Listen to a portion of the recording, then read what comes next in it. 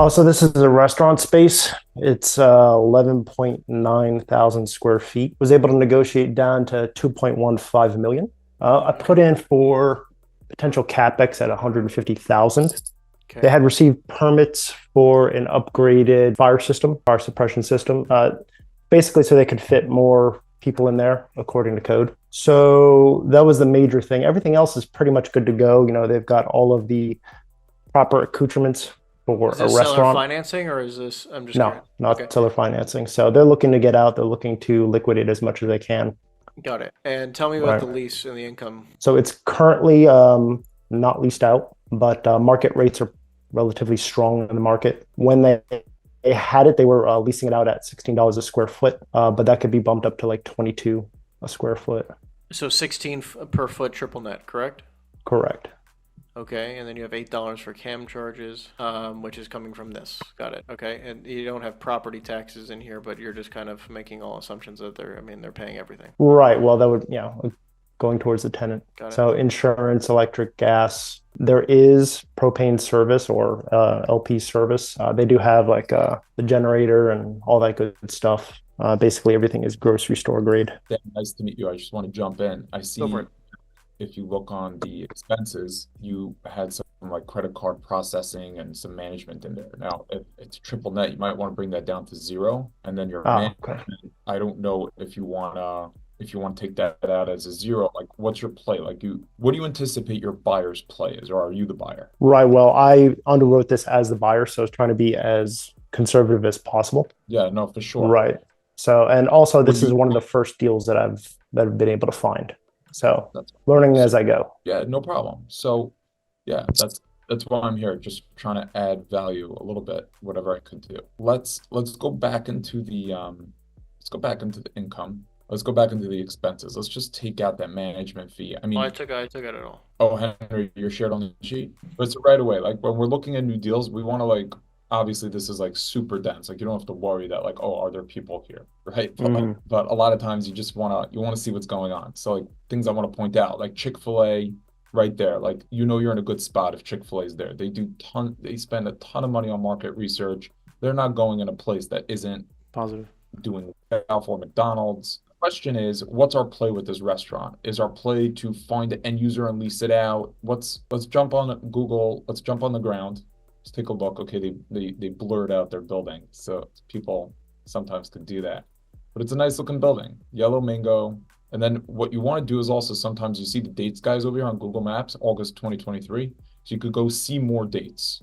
Could go back in time, and I would say go back as far as it lets you. Go back in '08, and boom, it was a different type of building. It was an old motel or something. And this could give you guys gold in terms of like information. Like I found on properties an old sign, like a piece of land that we thought was vacant land, like an old sign that said use truck parts. That immediately is a red flag for environmental issues. And we looked on Google Earth Pro, and we went back on the satellite and we saw that it used to be a junkyard, and we quickly got out of that deal. So that's a really cool trick with real estate is, so right here we could clearly see this was built in 2015, construction in 2015. So we could assume the building is solid. We could assume the building is in great condition, and that's a great thing, right?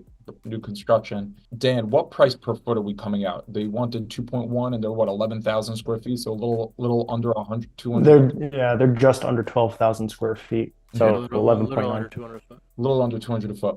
So I think that's another thing. What's important is, of course, you have to know what other restaurant spaces are leasing for. But the first thing that comes to mind with restaurants is they are the number one failed business in the country, right? People try and they fail. They try and they fail. It is the number one fail. So we have to really just get comfortable with like who's our target, who's our lease, who's our tenant. Have you spoken to any leasing agents in the area? No, no. Okay, so that would be my next step. I would try to do my homework on who is the number one leasing agent for restaurants in the area. I would get this deal under. And just to make sure I'm hearing correctly, Dan, it's being sold vacant or is it being sold occupied? It's being sold vacant. Got it. Okay. Yep. Great. I Um, agree with Aaron. 100%. Because we're gonna like no one's gonna want to buy this thing vacant for sure, right? Like this might be a great triple net for somebody else, or an owner user, but it definitely, I agree with Aaron, finding a great leasing broker to talk to them about what the market looks like would Essentially, be. Dan, also you may want to jump on LoopNet and CREsync, and let's do that all together right now. Let's jump on LoopNet and let's look at what is this market asking for retail? Let's try to find similar size property right away. I just like skimming, you just want to skim, right? You don't want to do a deep dive yet. But like $19, $25, $18, $30, $22, $32, $12 to $17. So we're really a little bit all over the place, but it looks like you're not wrong, right? 22 seems reasonable. I wouldn't say, hey, you're crazy, you're being unreasonable. No, I shot for median, basically. Yeah. And just out of curiosity, where did you come up with the $16 a foot that you put in the income? Oh, that's based off of what the owner told me that the previous tenant was paying. Previous tenant, got Okay. it. And Now they what I just want- went vacant when? I think it was 6 or 9 months ago. Yeah, they're paying a note on the property. So they're ready to get out. Mm-hmm. Yeah. The Do next they thing have I it listed for rent? It doesn't even look like they have it listed for lease. No, but the owner is also a restaurateur, so I think he's waiting to see what he could do with it, if anything. The good news is there's really not a lot available for retail and restaurant, right? I don't want to put anything else in here. Maybe, I don't want to put any other asset classes in my filter right now. And I'm just looking around and like, good news is there's really not a lot of availability. Got this little guy, 600 grand, 3,200. Because now you're looking for sale. Yeah, well, I'm going back into like, hey, is he really getting a good deal, right? Right. Sometimes just because it's off market doesn't mean it's a good deal, right? Like right here, price per foot $188, but like this is small. This is interesting. Like I don't think you're comparable to this. It looks more. No, I know this particular property. I've called this one before. Oh yeah, okay. Yeah. Yeah, it's good to know. It's good to know. Then right here, if this guy gets anywhere near per square foot, you're in the money, right? He's asking for $522 a foot. Could be it's a sick business. They do $1 million a year profit, and like, Yeah, so just the building there, they want to. yeah, and for the business 250K. But like what I would do is I would call this guy Chirag Patel.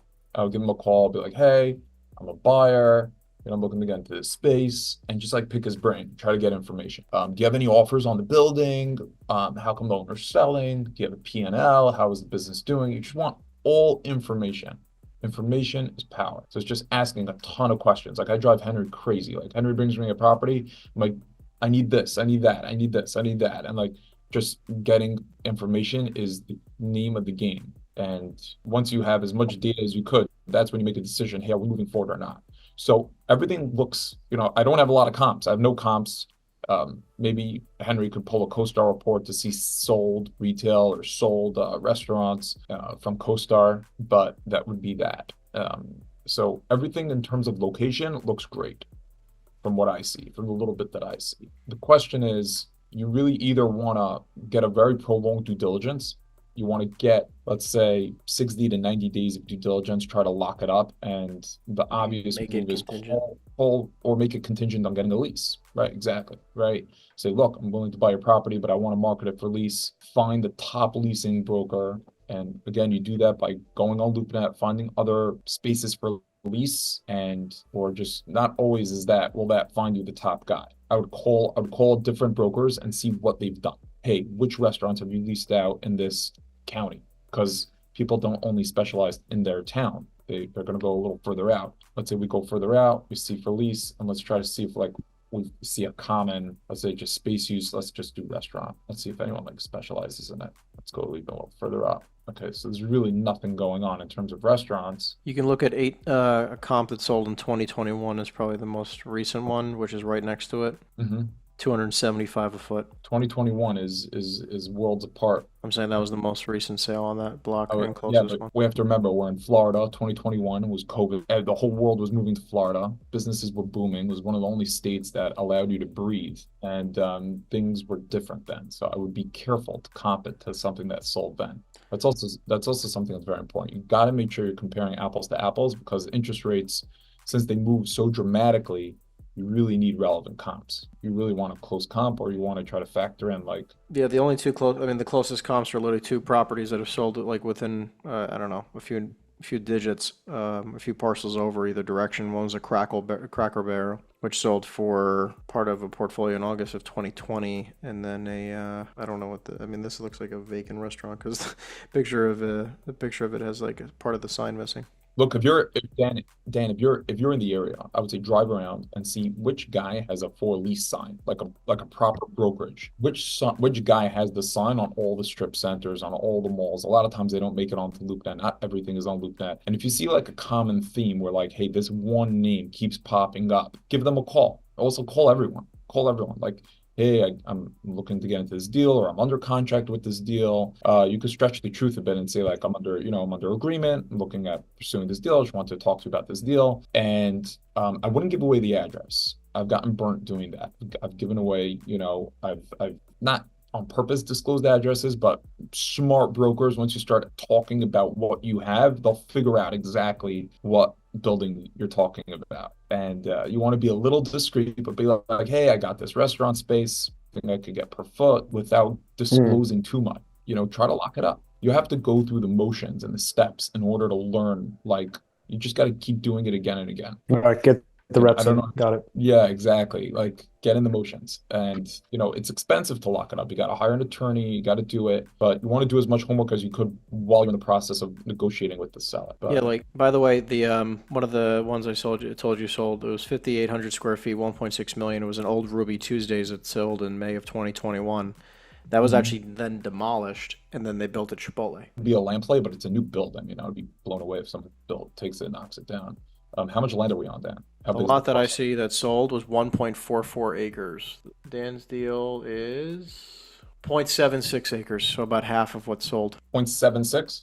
0.76, yeah. What would you think the land is worth, Henry? Maybe $1 million. Okay, let's jump back to the underwriting. You want to share your screen? Sorry. Yeah, we'll share that screen for a second. So right out of the gate, I'm seeing that you have a refinance at the end of quarter 12, which is year 3, and then a sale at the end of year 5. Why wouldn't the play be get in a tenant and like do a quick flip?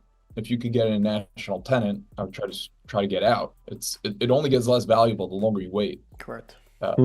So it's not really like a major value add play. It's one quick value add, right? And also, if you go to the income screen, by the way, Aaron, because he has it plugged in at $16 a foot day one, and then in quarter 20 it jumps to 22 a foot. Obviously we would try to close on this with, say, at if you want to change it, I'm not going to touch it, but I'll kind of give you an idea. But obviously we would try to go into this with a day one rent of 20 plus. Yeah. So closing, you're probably going to you want to do closing 20. So let's do closing 20. Yeah, because the goal, like you had mentioned, and at least the way we look at it, Dan, is that we would love to try to lock it up, obviously for the best price possible, and kind of, we'll see how good 2-1 is in a minute, but make it contingent on finding a tenant. That's the name of the game over here. You have one tenant. It's either you hit or miss. Like, you do not want to buy a vacant restaurant. I promise you that. 100%. So I've already got an LOI signed. Now, obviously, nothing is set in stone right now, but an offer agreement wouldn't be signed unless we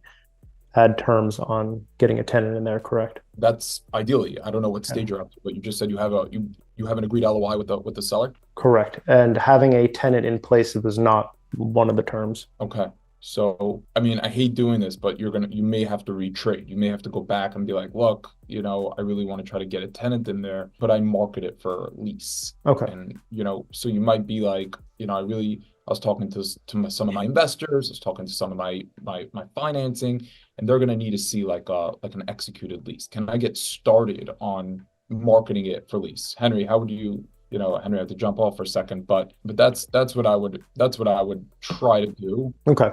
So if I were to get a pre-lease signed by somebody. Yeah. This is 100% a play of like, we would lock it up, knowing that like if we can't find a tenant, we're not closing, and then immediately flip it, like basically wholesale it the day after closing or the day of closing, right? We're double closing. Okay. Even if it takes longer, let's change the play. Let's say it takes us a year to sell it. Whatever, right? We got to list it. We try to list it at a 6 cap or 7 cap. So let's say it takes a full year to get it sold. It depends. Are we thinking we're going with a national tenant, or are we thinking that we're going with some mom and pop operator that maybe has another location or two that will make a huge difference on your exit cap rate? So Right. even right here, right?